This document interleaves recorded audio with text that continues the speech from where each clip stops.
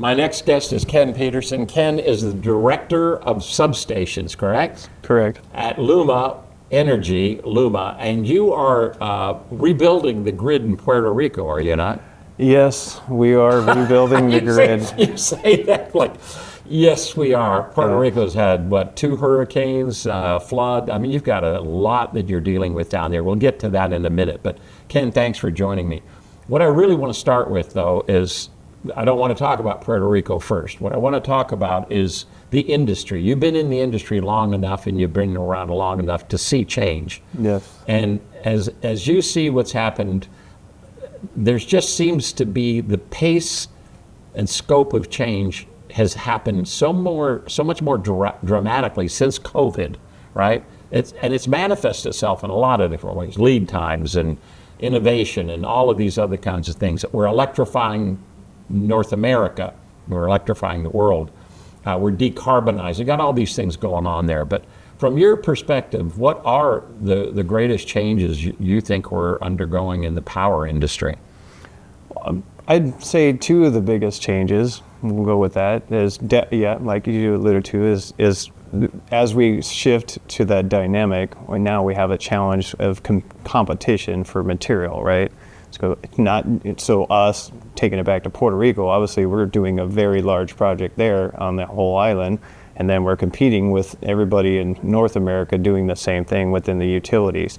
And then beyond that, it always goes back to the labor pool. I mean, we're seeing it at LUMA, and I know everybody is that's been a challenge for me, regardless of where I'm at today, for just watching that dynamic change. And it goes back to the interest of keeping the next generation to wanting to come into that. Those are the 2 biggest challenges: competing with the material for the larger of the industry, competing markets. Everybody's got the goal, so now it's like, well, who's going to get on the assembly line in the factory first, right?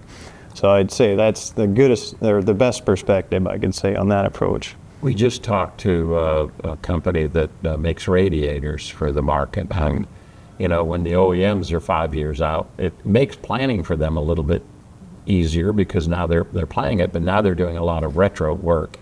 And it's changing because now we have to keep the assets that we were replacing alive longer because we can't get new transformers, particularly transformers. But there's a problem with everything, breakers, transformers, everything's kind of changing. When you also look at this labor issue, there's multiple labors. You're young enough to be able to start thinking about legacy of bringing somebody up behind you. Most of the people I've talked to today are graybeards, right? 2 of them just shaved. Yeah, 2 of them are already. When it comes out, is it gray? It is gray. Okay, yeah, that's funny that it does that. That's what had me suddenly say, I think I should probably start, what do you do, dyeing my hair. My wife said, no, dye your hair because you make me look older when you have gray hair. And I said, but if I grew out a beard, it's gonna be gray. Yes. But the idea that we've got, there's 2 labor things. Let me break it up into 2. One of them is what I would call the engineer level. We don't really have as much a problem getting them into and out of college. The problem is getting them to the next level. Practically getting them to the next level. So the 25 to 40-year-olds have a really different way of looking at work than maybe you did, and definitely as I did. But then you have another that we have completely abandoned. When we used to have shop class, and we've abandoned craft work, and unions have not done a good job of craft work support. And so consequently, now when we need it more, we can't find it. Transformers, hand built, right? They're custom built. You need a craft worker to do it. You're not going to automate it, and all this about automation and everything. It's not working in our industry very well. You have a separate problem with that because now you have field work. That combines both of those roles. You got to have the supervisor level and engineer level, and you got to talk to me. Go to Puerto Rico. Go with what you're working there. What's the challenge that you're dealing with, and how are you overcoming it? Well, yeah. So we are actually, part of my team right now is building a internal construction crew to support some of the minor construction activities as we bring in the larger construction teams from contractors. Right. So with that, we, as you mentioned, so we're bringing in craft labor from IBW, and we have to do a vetted process. And it's not so much that IBW is not doing a good job. It's, however, we're finding a lot of these gentlemen or ladies are coming over as craft person that only focused on a certain amount of things. So Right. this individual is really good at doing jumpers from the breaker or the transformer, and then, but doesn't have any experience of actually rigging the breaker and transporting it, or the secondary wiring. They have a person that's their skill. They've always done the secondary wiring because they found out, Joe was really good at conduit and wiring, and he never elevated to understanding the larger construction or erection of steel. So there's little holes in it like that along the way as we build that. And so we're also, at the same time, we go back into the testing and commissioning part of it. So we have that. And what we're actually doing right now internally is building a new workforce development plan. So we've got a small group of EITs right now that are out of the university, and we're trying to adopt a program where we'll have an actual long term and say, hey, we're going to have a contract agreement between us and the engineer, and then we're going to have a combination of school in class and then OJT. Yeah. And at the same time, we're also developing we have LUMA College for the linemen, and now we're also going to add that to the substation, because that's obviously a piece that we're missing right now. And as we not only rebuild, we hope the new technology will be then turned over, to the long-term LUMA substation technicians and an engineering group. And like you said, we have developing the engineers to be the buffer between the field craft and the processes and the procedures and the accountability. And I mean, we're getting a lot of new technical stuff down there. It's like when you said we're rebuilding it, we're also modernizing it. So getting a lot of new technology like IEC 61850 technology in there, and some of that crossover. That's where the engineer level will come in and make sure that that process and those standards and those protocols are all being met. So it's a lot of moving parts, but it goes back to the fundamentals of making sure that, like you said, we have the right education experience and walking everybody through it so they all line up, building the puzzle, all the pieces meeting at the end, I guess, is a good picture. Will that be a left behind workforce, that when you do rebuild it, now you got people in place that could be the people that maintain and are part of the utility that then say, hey, because you're Puerto Rico, you're going to have storms, you're going to have issues. You got to be thinking about having an almost on-island group. Yes, you can bring in contractors, but you got to have a group on island that can do it. Is that building your workforce not just for these projects, but correct? For the future? The long-term turnover will have our internal workforce development, and then we'll have that college. We have the laboratory that's going to stay, and then yes, the legacy, if you will, being left behind, and the mentorship along the way. Like you said, it's not a 2-year apprenticeship to come into our substation world and our industry and say, I understand everything in the fence. So it's some long-term goals, and right now we're like the 5-year stage, and kind of see where that benchmark. We haven't finished getting it developed, and like most utilities have a department where they have the apprenticeship staff, so we're following along that line. So that's the people end of it, and God help your HR recruiting people to get people into the system, because that's another set of problems we're not going to talk about, but there's that part of it. Procurement, let's just start with transformers. Talk about how hard it is to, I know you can plan, I know you can do, but actually getting somebody to be making those transformers in a timely fashion and getting them from wherever. You are on an island, right? Puerto Rico. Yeah. And so you got to get them from there to here, and then you're on a very mountainous island, right? And so some of the substations, transportation, has got to be a nightmare.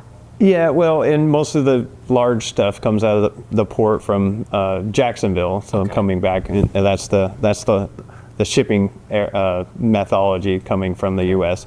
But yeah, so it doesn't matter too, anywhere from around the world, if we get a different manufacturer transformer outside the US, if it's coming, we have some units that come from South America as well. But it's getting on, the key is getting it on the assembly, because right now we have a lot of projects in the schedule model, and so now it's getting to the manufacturer. We've got our standards updated and we have all that, but that's what we're seeing. It's they're talking about lead times, but until we have the guarantee where we actually have our slot on the assembly line, if you will, that's where it's really challenging. And we've watched, years to turn into double, where we were looking at 24 to 28 months on some of the smaller MVA transformers. Now we're out, 50, 52 months we're hearing from the manufacturer. So that's a struggle, because we're trying to plan construction around that, because we're trying to, like you said, relocate some of our assets right now out of some of the known flood zones that we've done some research with from the past two hurricanes that we mentioned. So absolutely, those are some big challenges. And then getting it to a construction sequence, and right now getting that back in play with these long lead times is, it's being a struggle. How do you sleep at night, Dan? Well, as I heard, we had I was at IEEE. We had a bunch of CEOs up there from the different utilities, and one of them said that he said the CEO that he used to work for said he sleeps like a baby. And somebody got frustrated with that, and he says, well, a baby wakes up every hour, right? Screaming for his mother. I've used that before. I slept like a baby. Woke up every 10 minutes screaming for my mother. So, but sometimes, I wake up with those ideas. And Where are you housed? Are you housed on Puerto Rico? Yeah, I stationed in Puerto Rico most of the time. It is on site, and then I come back to the U.S. residence from time to time, but most of my time is in Puerto Rico. So I know you've been married 27 years. How does your wife feel about all this time that you're in Puerto Rico? Well, actually this year it'll be 30 years. Oh, okay. But so fortunately for us, we're empty nesters right now, so this assignment worked out, and that style of our life. So she's usually there about half the time with me, so she's relocated most of the time with me there.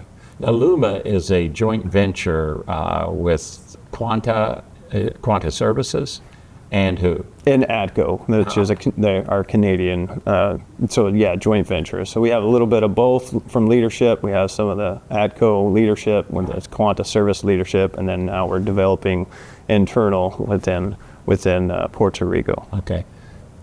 If I were to say on a scale from 1 to 10, with 1 being, oh my gosh, this is the hardest thing and things are just not working, to 10, hey, it's a snap, we'll have this done. Given all the problems that you've had you're basically rebuilding the grid. You're not just repairing, because if you don't rebuild the grid, the next hurricane, you have the same problems. And I really applaud the idea that it's as simple as you say it. It's not that simple to say, hey, I got to move that substation here, but I can't move that substation because it's no longer out. But I got to make sure that the next one doesn't flood like that one does, right? In 10 feet of water. Transformers don't do well in 10 feet of water. They do okay in 2. Scale of 1 to 10, where are you with the whole project right now? Well, how do you eat an elephant, right? One bite at a time. So I would say when I first dove in, boots on the ground, and really started looking at what we were doing, the overwhelming factor could absolutely creep in.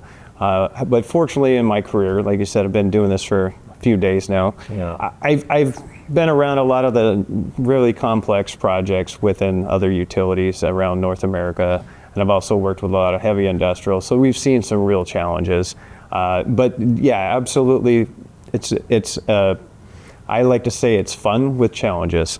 It's exciting to be able to do what we're doing within the industry at this magnitude. But again, rebuilding an entire grid within a utility to this magnitude of scale, nobody's ever done it. So, right. Reality check, right? When you sit there and think about that, you can get overwhelmed. But the amount of professionals, as I said, bringing in from both parties, the ATCO and Quanta Services, we have a tremendous amount of knowledge there, as long as we continue to write the roadmap. And that's where our challenges are now, is now sequencing our transmission and our substations, and I mean, just like any other utilities, long-term project goals. So that's probably, but I don't know. It's 1 to 10. Probably as a challenge in my career, it's definitely the most challenging I've ever been. Okay, because it's not fair to you to say, because it's a point in time that I'm asking. 1 to 10, how are you feeling about how the progress that you're making? Let me ask that. Oh yeah, so the reliability right now is already increased. I want to say it was 35% last year on our reliability scale. So that shows it right away, and it's looking at that approach as doing some of the smaller things that are going to have a more significant impact. But yeah, once we get rid of some of the other old age equipment, if you will, that is more poor performing, and then start getting that, it'll just continue to reach our reliability goals. So, and yes, and then getting, of course, the resiliency as a part of that as well. Do you think I know you're trying to, but do you think you're going to be capable of building a resilient grid in Puerto Rico or on any island, given the massive power that is coming from storms today? You know, I mean, they're not the same. The climate deniers like to just say, oh, this is seasonal. It's not seasonal when you have that much rain, that much wind, and you know, if it's a fast-moving hurricane that comes right over the island, not as bad. When that hurricane comes and decides to sit on the island, a lot of problems happen. But do you think you're making progress to hurricane-proofing or weather-proofing the grid in Puerto Rico? Well, I would say it's really hard to say we can ever get it so proof from, Mother Nature, if you will. We have no idea how the directions and the speeds are going to happen. So, but you had an earthquake too. Exactly, and the earthquakes. But yes, with the philosophy that we're going with, we'll definitely have looking at the scale where we came from after Maria, right. Obviously the largest to modern history in U.S. longest blackout. So if that's the baseline, then obviously we have a lot of aspirations for our new goals. So yeah, we're definitely going to make an impact. There's a lot of unspoken things about, even before Maria, the problems on Puerto Rico with the grid.